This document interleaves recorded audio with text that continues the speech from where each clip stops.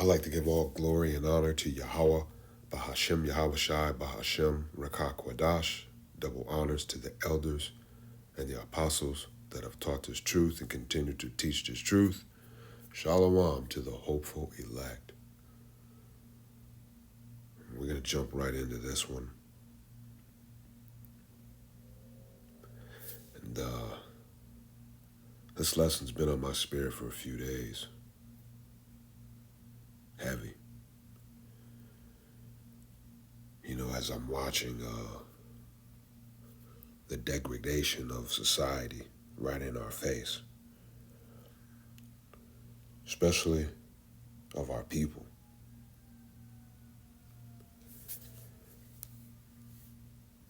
The increase of funny behaviors amongst men.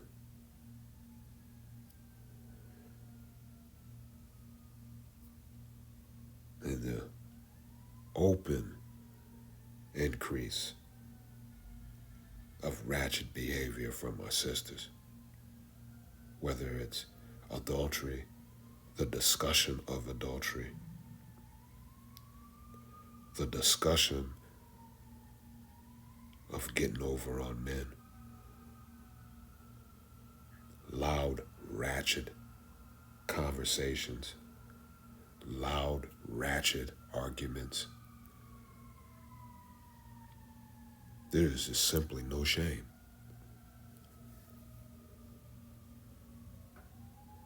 No moral fiber.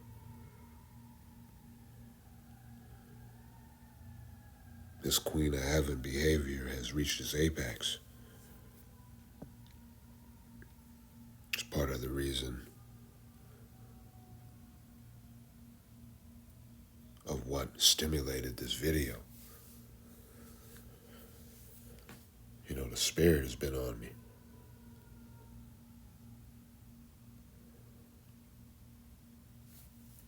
You know, all things have a time. And the time frame of this is coming to a very, very harsh end.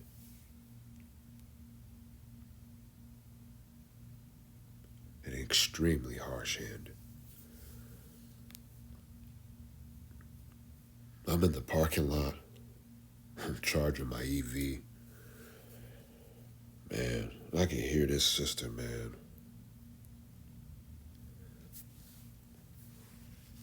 Loud as hell across the parking lot cussing this brother out.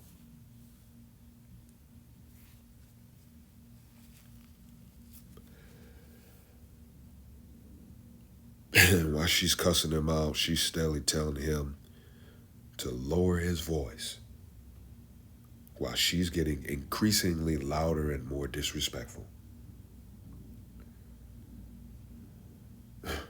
What was amazing to see is that brother got quiet. He obeyed. He got quiet and tried to reason with her. Fucking unbelievable. While she's growing louder and louder and more disrespectful. And more ratchet about her behaviors. I'm not going to even go into what they were arguing about. Because it was wicked as hell. The sister was just completely out of order. I mean, completely out of order. And brother was out of order for even standing there listening to that bullshit. He should have walked away.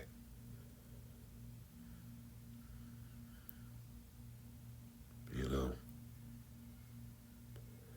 It really isn't wise in this time to be trying to deal with the woman. It really isn't. It's not wise. You know? If you happen to find a decent, respectable woman out of all of this, all praise and glory and honor to Yahweh Ba'ashem Yahushua. But it just simply isn't wise. You know?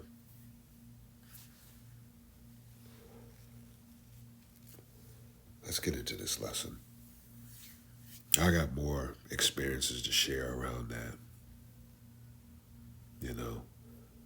But I'm not going to drag this lesson out. Maybe I'll share this. I was in close quarters with a couple, and they got to arguing around me, man. Shit was crazy, man. Shit was maddening to hear. And his sister just went on and on and on and on, just loud talking throughout the whole conversation, not allowing the brother to speak. And every time the brother would speak, she would damn near be shaming him, you know.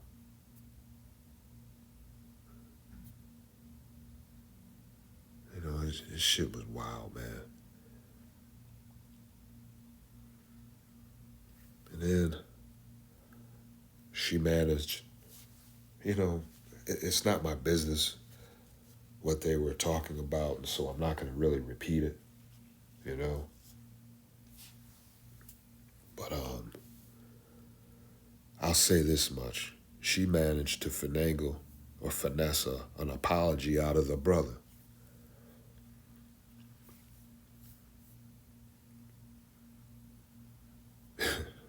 I mean, I've never seen this level of simpleton behavior ever, man. I've never seen nothing like this, man. This shit is incredible. The area that I used to live in, I'm not saying arguments didn't happen, people didn't disagree and go at each other, but the level of simping, I just didn't see it at all, you know. I've seen majority of the men, stand ground, stand on their principles, man.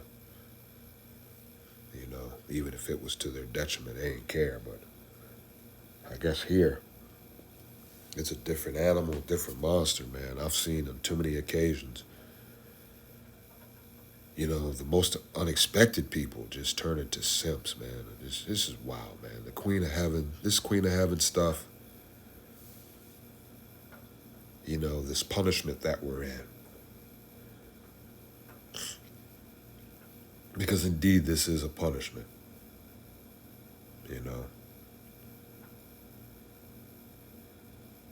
And the women have taken full advantage of this situation. And so, let's get into this lesson. Enough rapping about that.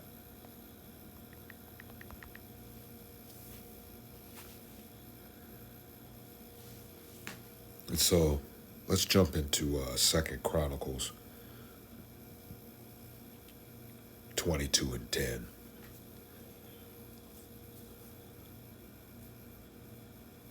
But when Athaliah, the mother of Ahaziah, saw her son was dead, she arose and destroyed all the seed royal of the house of Judah.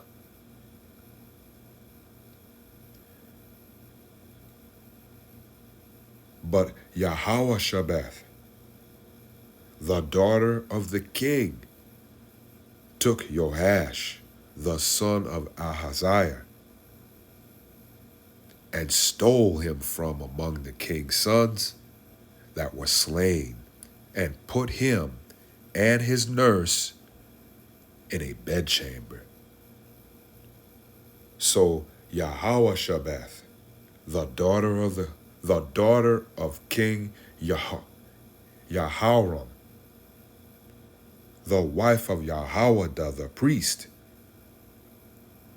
for she was the sister of Ahiezer, hid him from Athaliah,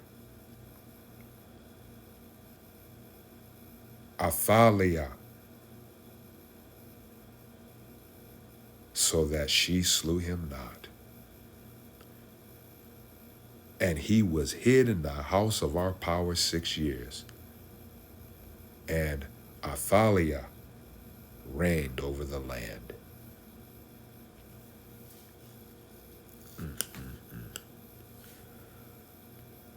Let's go to Let's get into the next chapter here.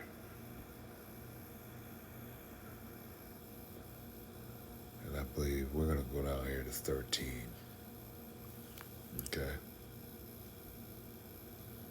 We're going to start at 12. Now when Athaliah heard the noise of the people running and praising the king, she came to the people into the house of Yahweh.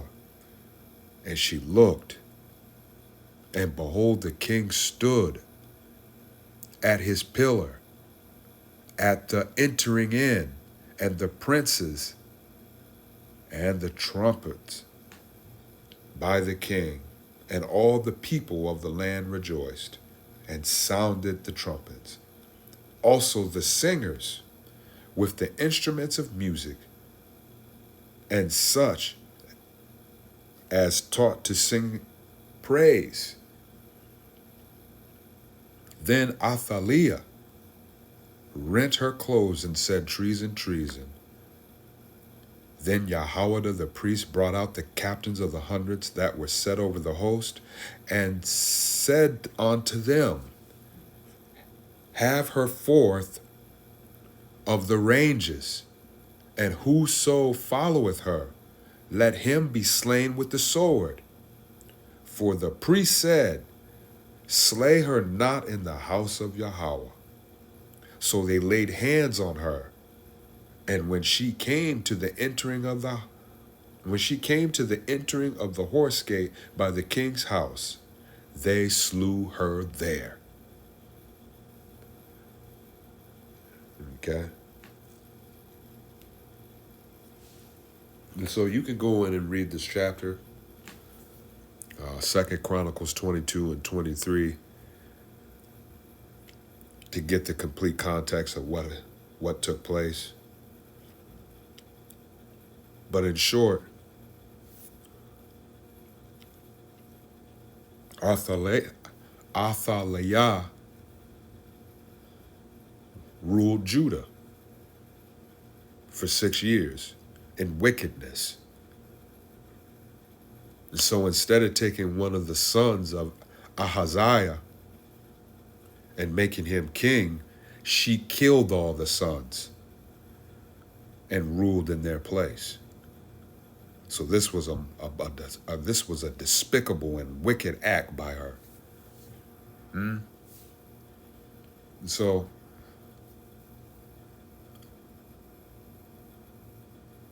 let's get some precepts here. Jeremiah 31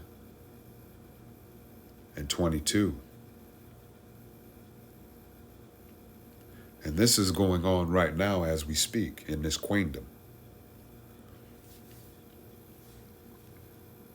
How long wilt thou go about, O thou backsliding daughter?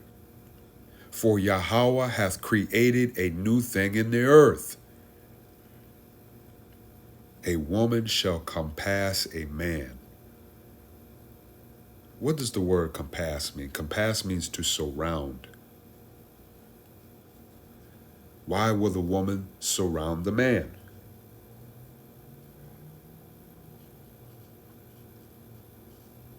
How will the woman surround a man? Well, take a look at America.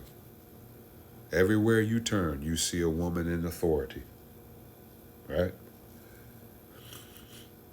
Or running for positions of authority. And so, what did the Most High say about women and authority over men? Let's take a look. 1 Timothy 2 and 12. But suffer not a woman to teach, nor to usurp authority over the man, but be in silence. To usurp authority over a man.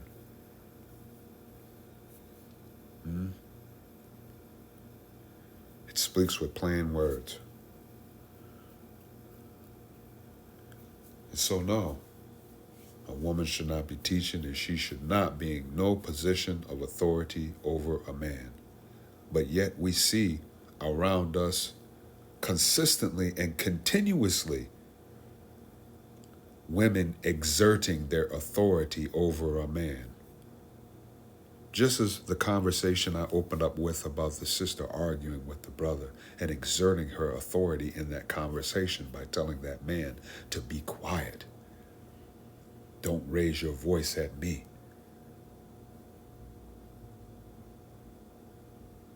And the man getting quiet and trying to reason with the sister. The Queen of Heaven spirit. But all of that is a behavior that's completely out of order. Let's go to Isaiah 4:1.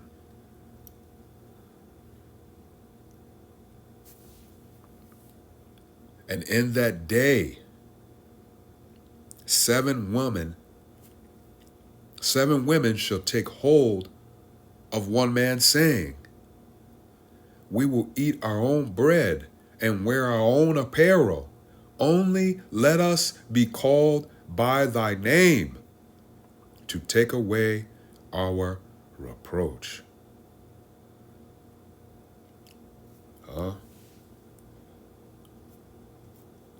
And so what's going to happen?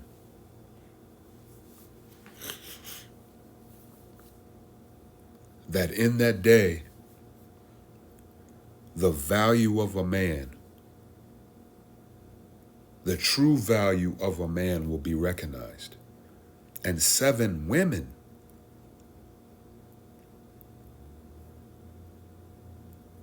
will take hold or beg this man to take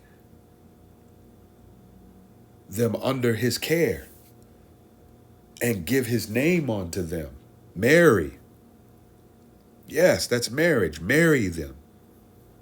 That's what happens when you get married. That's part of what happens when you get married. That woman takes on your name. So what the hell is going to happen in that time? Well, that's what inspired me to put this lesson together. The Spirit moved me to put this lesson together as a warning that this Queen of Heaven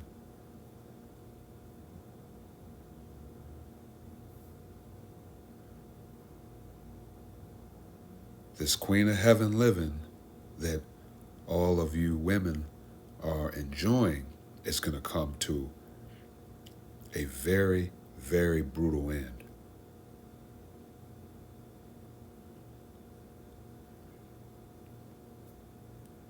And those that manage to escape it, or out of wanting to escape what is going on in that day. What the scriptures say, we'll read it again. In that day, 7 women shall take hold of one man.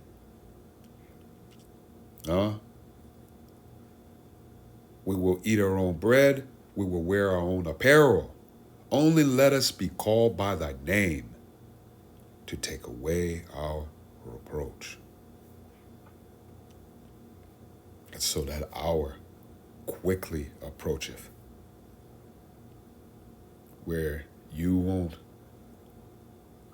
be out here arguing with men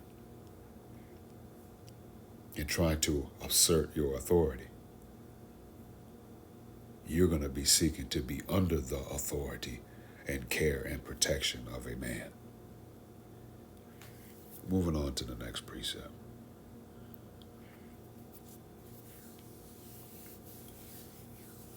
And so,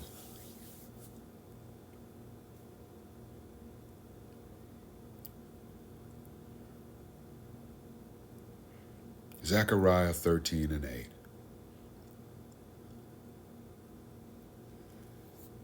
It shall come to pass that in all the land, saith Yahweh, 2 parts therein shall be cut off and die, but The third shall be left therein.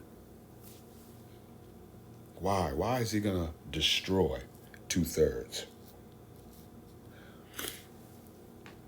Do you think Yahweh's going to let you wicked Negroes continue with your bullshit? Huh? You bowing and scraping the idols? Huh? You committing adultery? Idolatry? Huh? You speaking blasphemously against Yahweh and his prophets and the brethren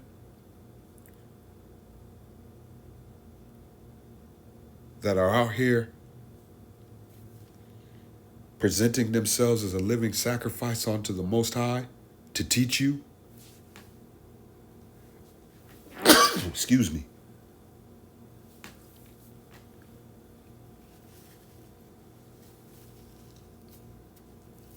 And you're scoffing in your rebellion and you laugh and you eat abominable foods? Huh? Do you think this is going to go on forever and you're going to get away with it? Hell, some of you know better but won't do better.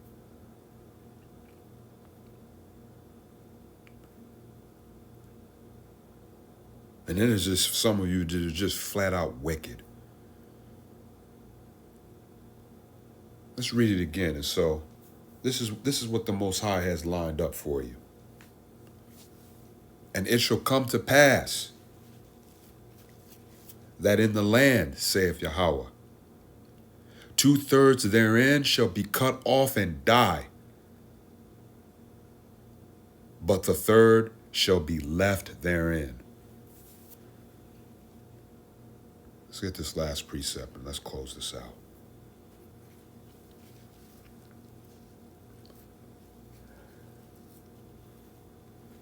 For the day of Yahweh is near upon all the heathen. Yeah, you women, you love the heathen. Especially Evil E. You love Evil E.